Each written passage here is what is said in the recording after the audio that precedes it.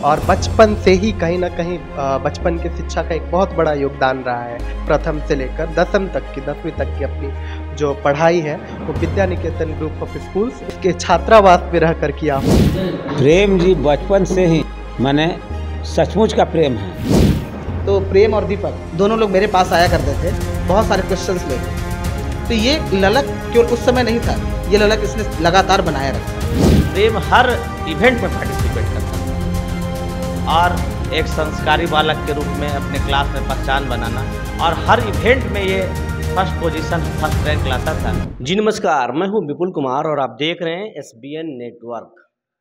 अगर आप सच्ची लगन और निष्ठा के साथ कोई भी काम करेंगे तो सफलता हर हाल में मिलती है।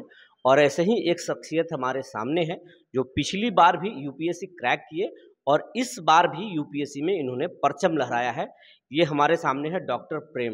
डॉक्टर प्रेम जी, आपको बहुत बहुत बधाई हो। धन्यवाद के लिए। सफर की शुरुआत कैसे हुई डॉक्टर प्रेम जी? देखिए, ये सफलता तो मुझे हाल फिलहाल के 2-3 सालों में ऐसा लगता है कि मिली है, बट ये सच्चाई नहीं है। ये एक बहुत लंबा सफ़र है। मैं ग्राम जमुहारा, दाऊदनगर, औरंगाबाद डिस्ट्रिक्ट बिहार का निवासी हूँ और बचपन से ही कहीं ना कहीं बचपन की शिक्षा का एक बहुत बड़ा योगदान रहा है। इसके लिए मैं क्लास 1 से लेकर प्रथम से लेकर 10वीं तक की अपनी जो पढ़ाई है वो Vidya Niketan group of schools, उस समय जब मैं पढ़ता था तब ये विद्या निकेतन था, मैं इसके छात्रावास में रहकर किया हूँ। 10 साल का मेरा शिक्षा और अनुशासन, संस्कार जो भी आज मुझे मिला, जो मुझे आज के रिजल्ट को पाने में मदद किया, काफ़ी योगदान रहा है। और ख़ास करके श्री सुरेश गुप्ता सर जो इस शहर के शिक्षा पुरुष है, ठीक, उनका बहुत बड़ा रोल रहा। तो जहाँ तक बात है बेसिक एजुकेशन का और हमारे बेसिक एटिकेट्स का, संस्कार का, जो एक बहुत इंपॉर्टेंट रोल प्ले करता है, डिसिप्लिन का, तो ये चीज़ें भी मुझे बहुत ज़्यादा कंट्रीब्यूट की। सबसे पहले एक डॉक्टर बनने में, क्योंकि मैंने अपने MBBS का जो कोर्स किया है वो जवाहरलाल नेहरू मेडिकल कॉलेज भागलपुर से किया है, जो कि बिहार में ही है। और उसके बाद फिर मैं as a doctor, junior resident doctor, AIIMS New Delhi में 2 साल काम किया। और तब मैं डिसाइड किया कि क्यों ना मैं सिविल सेवा परीक्षा का तैयारी करूँ। और ये मेरा तीसरा अटेम्प्ट है। दूसरे अटेम्प्ट में मेरा रैंक 677 था और मुझे भारतीय रेलवे प्रबंधन सेवा प्राप्त हुआ था। और इस बार काफ़ी लोगों के आशीर्वाद के कारण और मेरे स्कूल का बहुत बड़ा योगदान के कारण आज मेरी रैंक 130वीं है पूरे भारतवर्ष में। और ये लगभग तय है कि मुझे भारतीय प्रशासनिक सेवा IAS मिलेगा। ये आप ये मानते हैं कि स्कूलों की भूमिका, प्राथमिक शिक्षा दीक्षा की भूमिका आगे जाकर के आपके करियर में बनता है? देखिए, कोई भी चीज़ बनता है तो 2 चीज़ होता है। जैसे एक घर बनता है तो हमें सामने उसका दरवाज़ा खिड़की दिखता है, लेकिन उसका पिलर तो छिप जाता है अंदर। तो अभी जो मैं सफलता प्राप्त किया हूँ तो उसमें लगता है कि अभी के जो चीज़ें हैं, जो मैं पढ़ाई किया हूँ, उसका रोल है। लेकिन पिलर क्या है? आप तभी पढ़ पाओगे जब आपके पास डिसिप्लिन हो, एक बैठकर पढ़ने की क्षमता हो, ये एग्ज़ाम लिखने का एक अच्छा हैंड राइटिंग हो, एक अच्छे बेसिक्स आपके जो हैं मैथ्स के, इंग्लिश के, इन सब्जेक्ट्स बहुत ही क्लियर और बहुत ही अच्छे हैं। और ये सब चीज़ें हायर एजुकेशन में नहीं मिलता। हायर एजुकेशन में हायर कॉन्सेप्ट्स मिलते हैं, लेकिन जो इनके अंडरलाइंग करेंट्स है वो कहीं ना कहीं विद्यालय परिवार से, जो आपका प्राथमिक शिक्षा जहाँ पर होती है, माध्यमिक शिक्षा, और जैसे मेरी विद्या निकेतन में हुई, तो वहाँ से काफ़ी ज़्यादा मिलता है, काफ़ी ज़्यादा रोल है उसका। आगे क्या करना चाहते हैं आप? जी, देखिए, मुझे एक भगवान का निर्देश तो मिल ही गया है कि मुझे भारतीय प्रशासनिक सेवा में रहना है। तो मुझे सरकार के द्वारा जो भी मैंडेट मिलेगा, जिस फील्ड में जनता के लिए काम करने का, लोगों के लिए काम करने का मौका मिलेगा एज अ ऑफिसर, तो मैं ज़रूर उसमें कंट्रीब्यूट करूँगा।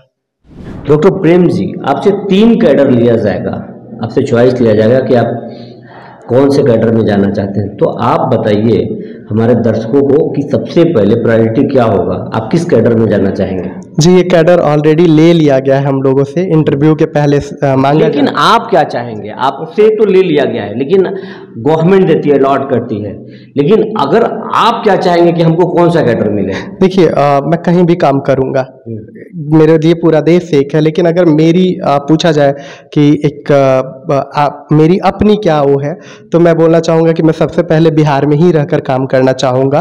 दूसरा, चूँकि पहले झारखंड बिहार का पार्ट था, तो अभी भी भी बहुत ज़्यादा कल्चरली और लोग पीपल टू पीपल कनेक्शन जो बोलते हैं झारखंड के साथ काफ़ी है, तो मैं वहाँ भी काम करना चाहूँगा, यूपी में भी काम करना चाहूँगा। ये सब पसंदीदा कैडर है मेरे, लेकिन इससे बढ़कर यहाँ काम करने की ज़रूरत है बिहार में, अभी भी मानते हैं कि बहुत पिछड़ा हुआ है अपना बिहार?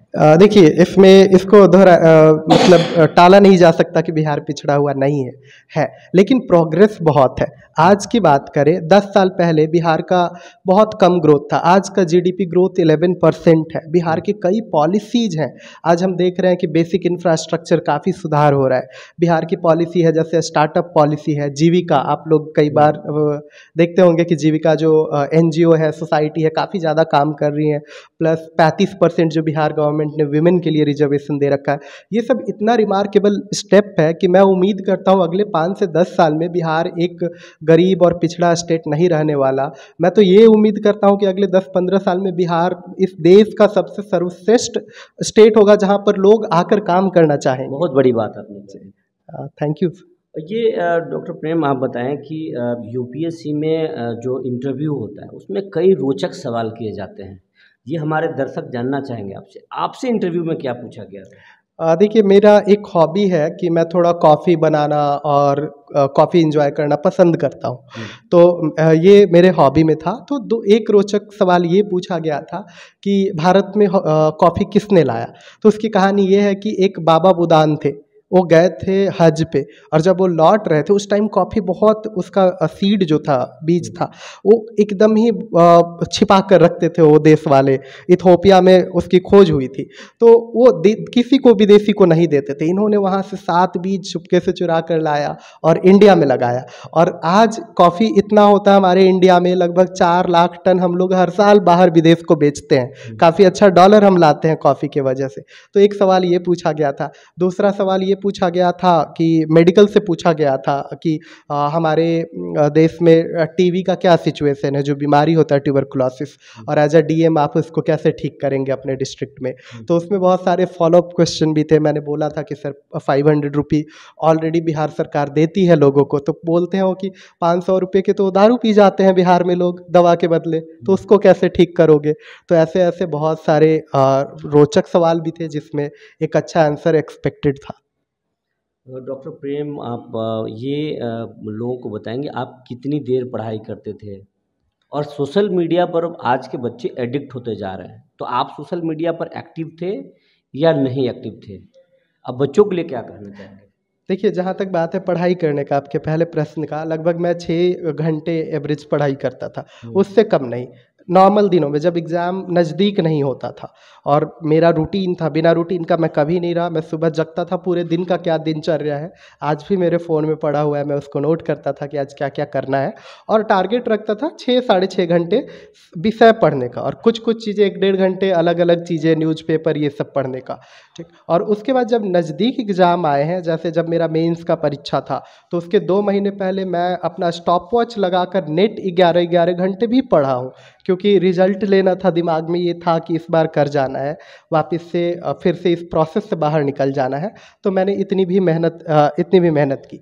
और जहाँ तक आपका दूसरा प्रश्न है कि सोशल मीडिया के यूज़ के बारे में, तो मैं फेसबुक पे नहीं हूँ, मैं इंस्टाग्राम पे हूँ। मैंने टेलीग्राम का यूज़ किया है, व्हाट्सएप का यूज़ किया है, क्योंकि वहाँ से मैं मटेरियल निकालता था। मैंने कोई कोचिंग ज्वाइन नहीं की थी, तो जो मुझे कंटेंट चाहिए होते थे मुझे उनसे मिलता था। लेकिन एज अ क्रिएटर मैं कभी वहाँ नहीं रहा हूँ कि मैं कुछ कंटेंट क्रिएट कर रहा हूँ। रादर एज अ कंज्यूमर और एज अ लर्नर वहाँ पर मैं रहा हूँ कि क्या सीख सकता हूँ यहाँ पर जो कंटेंट्स अवेलेबल है। बच्चों के लिए क्या कहना चाहेंगे जो यूपीएससी करना चाहते हैं, जो मेडिकल निकालना चाहते हैं, जो आईआईटी निकालना चाहते हैं? देखिए, इनके लिए मैं 3 बात इम्पॉर्टेंट बोलना चाहूँगा। सबसे पहले कि जिनमें भी ये ललक है कि मुझे ये करना है, तो पहले रास्ता बनाएँ। जैसे आप घर बनाते हैं तो पहले नक्शा बनाते हैं, तो उसी तरह से जब आपका एक लक्ष्य है तो उसका नक्शा होना चाहिए कि आपके पास साधन क्या है, पैसा कितना लगेगा पढ़ाई में। क्योंकि हम सब जानते हैं आज चीज़ें हैं महंगी, आज चीज़ों में पैसा लगता है। पुस्तक हो, कलम हो, खाना चाहिए, रहना चाहिए, सारा इंटरनेट के चार्जेस चाहिए, तो आज सब कुछ चाहिए। तो आप एक पैसा आपको चाहिए, साथ साथ एक स्ट्रैटेजी चाहिए कि मुझे क्या पढ़ना है, किससे सजेशन लेना है, कोचिंग अगर लेने की ज़रूरत है तो लूँ ना लूँ, तो वो पहले क्लियरली डिफाइन करें, उससे स्टिक करें। और दूसरा, जब आप ये सब करके पढ़ने बैठते हैं तो आप हड़बड़ाए नहीं कि 6 महीने में मैं क्या प्रोग्रेस कर रहा हूँ। मैं तो 1 साल तक मुझ में कोई प्रोग्रेस नहीं था, लेकिन 1 साल जैसे ही मैं सब्जेक्ट क्लियर किया, मेरा प्रीलिम्स क्लियर हो गया था 2020 में। मैं देना होगा, कंसिस्टेंट रहना होगा। एसबीएन नेटवर्क का बहुत बहुत धन्यवाद कि जो आप हमारे विद्यालय तक पधारे। डॉक्टर प्रेम कुमार जी शुरू से ही विलक्षण प्रतिभा के विद्यार्थी रहे हैं, और जैसा कि डॉक्टर प्रेम जी ने बताया, क्लास 1 से लेकर 10th तक की शिक्षा विद्या निकेतन छात्रावास में रहकर ग्रहण की। और हमारे विद्यालय का एक थीम था, पंच लाइन है, ज्ञानशील एकता। उसमें हमारे विद्यालय में तरह तरह के सांस्कृतिक गतिविधियां भी कराई जाती थी, बच्चों को स्पोर्ट्स से रिलेटेड भी एक्टिविटी कराई जाती थी, बच्चों के लिए डिबेट कंपटीशन कराया जाता था, साइंस क्विज कराया जाता था। तो एक बच्चों की, हम लोग की एक जो सोच रही है हॉलिस्टिक डेवलपमेंट अप्रोच, उसके तहत प्रेम हर इवेंट में पार्टिसिपेट करता था और एक संस्कारी बालक के रूप में अपने क्लास में पहचान बनाना, और हर इवेंट में ये फर्स्ट पोजीशन, फर्स्ट रैंक लाता था। और उसी का यह परिणाम है कि प्रेम आज जो है IAS अधिकारी बना, और उस पर पूरे विद्या निकेतन परिवार को आज गर्व है। आपके यहाँ हज़ारों बच्चे जो है शिक्षा ग्रहण करते हैं आनंद प्रकाश जी, बाकी बच्चों को इसी तरीके से डॉक्टर प्रेम की तरह निखारने की कोई मापदंड तैयार करके रखे हैं क्या? देखिए, जैसा कि मैं बताया, हमारा विद्या निकेतन स्कूल आज से 46 साल पहले शुरू हुआ, और हमारे स्कूल का अपना एक करिकुलम है। जो बुक्स हमारे यहाँ चलाई जाती है, बुक्स के अलावा अपने स्कूल का हमारा एक करिकुलम है, उसके तहत हम सभी बच्चों को पढ़ाते हैं। और उस करिकुलम के बहुत सारे पार्ट हैं। सबसे पहला पार्ट तो है कि हम लोग की यह सोच है कि बच्चों को किताबी ज्ञान तक सीमित नहीं रखना, बच्चों को ऑलराउंडर बनाना। ऑलराउंडर बनाने की कड़ी में हम लोग हमारे यहाँ हाउस कंपटीशन है। हमारे यहाँ बच्चों के लिए, हमारे स्कूल में एक बच्चों के लिए मैगजीन आती है द्रोण नाम से, उसमें हम अपने बच्चों की आर्टिकल पब्लिश करते हैं, ताकि बच्चे जो है अपने आप को निखार सकें, अपने प्रतिभा को दिखा सकें। साथ ही साथ हमारे यहाँ स्मार्ट क्लास की सुविधा है। हम अपने बच्चे को इंटरेक्टिव बोर्ड के माध्यम से डिजिटल एजुकेशन दे रहे हैं। और साथ ही साथ सबसे बड़ी बात क्या है कि हमारे स्कूल में संस्कारयुक्त शिक्षा दी जा रही है, जो आज के बच्चों में हरास होता जा रहा है।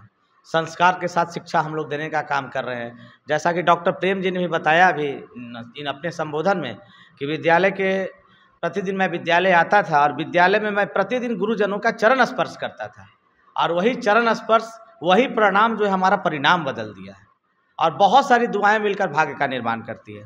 तो डॉक्टर प्रेम जी ने जो बातें कही कि मैं अपने आप को इतना लकी हूँ, यह लकी का परिणाम है कि मेरे पास बहुत सारे बड़ों का आशीर्वाद था, और यह आशीर्वाद, यह संस्कार, यह अनुशासन उन्हें विद्यालय से मिला है। ये अगली कड़ी में हम लोग कैरियर अवेयरनेस सेमिनार कराते रहते हैं गुरु मंत्र के नाम से। बीच बीच में जो है अपने विद्यालय के अलुमनाई या उस फील्ड के एक्सपर्ट को बुलाते हैं, और क्लास 6 से ही ये इवेंट हमारा चलता है, ताकि स्कूल में पढ़ने वाले बच्चों के अंदर एक लक्ष्य का निर्धारण बहुत ज़रूरी है। तो बचपन से ही अगर आपके अंदर लक्ष्य का निर्धारण हो जाए कि आपको किस फील्ड में जाना है, क्या करना है, तो वो बच्चे जाकर आगे बहुत अच्छा करते हैं। बहुत बढ़िया बात। और प्रेम ने एक बहुत अच्छी बातें बताई थी कि मैं जब स्कूल में पढ़ता था, तो स्कूल में ही हमारे टीचर्स जो है IAS के बारे में, IPS के बारे में, IFS के बारे में क्या होता है जिक्र करते हैं। तो स्कूल में दिया गया ज्ञान बच्चों के जीवन में बहुत मायने रखता है, और एक बच्चों के जीवन में अमिट छाप छोड़ देता है। हमारे विद्यालय के हजारों अलुमनाई जो है बहुत अच्छा कर रहे हैं, और हर क्षेत्र में, चाहे वो फिल्म इंडस्ट्री का क्षेत्र हो, चाहे वो कला का क्षेत्र हो, चाहे वो राजनीति का क्षेत्र हो, चाहे वो शोध का क्षेत्र हो। अभी रिसेंटली गेट का रिजल्ट आया, हमारे संस्कार विद्या का एक लड़का आलोक कुमार, जो बाजार वर्मा का रहने वाला है, नर्सरी से लेकर 12th तक की शिक्षा इसने ग्रहण की, और पूरे इंडिया में गेट में इसका 40 रैंक आया है। तो इस तरह से हमारे स्कूल के हजारों बच्चे बहुत अच्छा कर रहे हैं, और हम लोगों की सोच है कि हर बच्चा डॉक्टर प्रेम की तरह बने, और अपने विद्यालय का नाम, अपने क्षेत्र का नाम, अपने परिवार का नाम रोशन करें। विनय प्रकाश जी, आप स्कूल परिवार से जुड़े हुए हैं और टेक्निकल एडवाइज़र हैं। आज गौरव का पल है कि आपके स्कूल के जो पूर्ववर्ती छात्र हैं वो UPSC क्रैक किए हैं, उनको IAS मिल गया है। क्या स्ट्रेटजी है? आपके यहाँ करीब 2000 से ज़्यादा बच्चे पढ़ते हैं, क्या स्ट्रैटेजी है, बाकी बच्चों के लिए क्या आपके पास है? सबसे पहले एसबीएन नेटवर्क को बहुत बहुत धन्यवाद कि आप लोगों ने इतने शॉर्ट नोटिस पे प्रोग्राम में आने की कोशिश की। और मैं सबसे पहले डॉक्टर प्रेम कुमार को धन्यवाद देना चाहता हूँ, बधाई देना चाहता हूँ कि ये विद्यालय के लिए बहुत बड़ा गर्व की बात है कि आप इस छोटे जगह से आते हुए और एक इतने बड़े मुकाम को हासिल किया। ये पूरे शहर के लिए ही नहीं, पूरे राज्य के लिए एक प्रेरणा का स्रोत होगा कि एक छोटे जगह से, एक छोटे से स्कूल से एक बड़े से बड़े मुकाम को हासिल किया जा सकता है।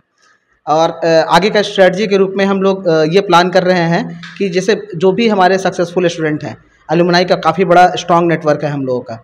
प्रेम के जैसे और भी बहुत सारे स्टूडेंट हैं जो विभिन्न क्षेत्रों में अच्छे अच्छे मुकाम पर पहुँचे हुए हैं। उनको टाइम टू टाइम बच्चों से इंटरेक्ट कराना और उनके उनका जो एक्सपीरियंस है बच्चों तक पहुँचे। उन्होंने जो गलतियाँ की हैं या जो गलतियाँ कर सकते हैं बच्चे आज के डेट में, जिन्होंने अपना एक्सपीरियंस जो उन्होंने गेन किया है, जो हमारे अलुमनाई हैं, वो बच्चों के साथ में शेयर करें ताकि बच्चे अपने आप को और ज़्यादा निखार सकें। आने वाले समय पे और भी ज़्यादा तो नहीं, और भी लोग भी प्रेम की तरह बन सके, ऐसा भरपूर प्रयास किया जाएगा। मुझे याद है वो दिन जब मैं भी पढ़ाई करता था। मैं प्रेम से शायद 4 या 5 क्लास आगे हुआ करता था। मेरी भी शिक्षा दीक्षा विद्या निकेतन से ही हुई। तो जिस समय पढ़ा करता था मैं बाहर से, जब भी आता था तो प्रेम में एक ललक होता था। प्रेम पास में आके प्रेम और उसके साथ में एक और उसका एक जस्ट लाइक मेंटर हुआ करता था, दीपक नाम था। आज वो इस दुनिया में नहीं है। तो प्रेम और दीपक दोनों लोग मेरे पास आया करते थे बहुत सारे क्वेश्चंस लेके। मैथमेटिक्स का क्वेश्चन हुआ करता था, साइंस का क्वेश्चन हुआ करता था कि भैया ये क्वेश्चन हमको पूछना है। तो ये ललक केवल उस समय नहीं था, ये ललक इसने लगातार बनाए रखा। मुझे लगता है उसी ललक और उसी संस्कार, उसी अनुशासन और उसी लगन का परिणाम है कि आज प्रेम ने इस रिज़ल्ट को हासिल किया है।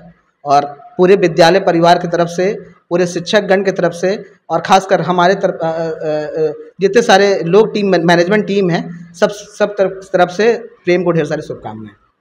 प्रेम जी बचपन से ही माने सचमुच का प्रेम है। आज तक इसको नटखटपन करते हम देखबे नहीं किए और न किसी से कोई झगड़ा झंझट करते देखे। बहुत ही शांत स्वभाव का और सबसे अलग पढ़ाई में पूरा मन लगाता था, इसमें दो मत नहीं है। आप विद्यालय परिवार के जो है सीएमडी हैं सर, आपने स्कूल की स्थापना की है, तो क्या बचपन में प्रेम जी को देख करके आपको लगा था कि एक दिन ये आईएएस बनेंगे? इतना तो ज़रूर महसूस हो गया था कि गंभीर है, शांत स्वभाव का है और एकदम जो नटखट बच्चे उनसे अलग रहता है। तो इतना तो समझ में आ ही रहा था कि ज़रूर इसके अंदर कुछ विलक्षण प्रतिभा है। पढ़ने में भी बहुत तेज़ था, हर साल स्कूल से अवार्ड लेता था। बहुत सारा कप शील्ड इसके घर पर होगा स्कूल का, हैं बराबर यहाँ से हर साल मिलता था जो भी प्राइज़ वगैरह, इसमें ज़रूर रहता था। और बराबर इसका सीखने की प्रवृत्ति इसके अंदर काफ़ी थी। हॉस्टल में कुछ स्कूल के शिक्षक बाद में भी आते थे सुबह शाम पढ़ाने के लिए, रात्रि में पढ़ाने के लिए, तो उनके पास भी बैठ करके तरह तरह का सवाल करना, पूछना, जानकारी। Vidya Niketan group of school के डिप्टी सीईओ हैं हमारे साथ, इंजीनियर विद्यासागर जी। विद्यासागर जी, बहुत बहुत स्वागत है आपका हमारे चैनल। धन्यवाद, आपको भी बहुत बहुत बधाई। अपने ज़िले के प्रेम कुमार जो आईएएस ऑफिसर बनने वाले हैं, उनका चयन हो चुका है आईएएस में। आपको भी काफ़ी इसके लिए ढेर सारी शुभकामनाएं।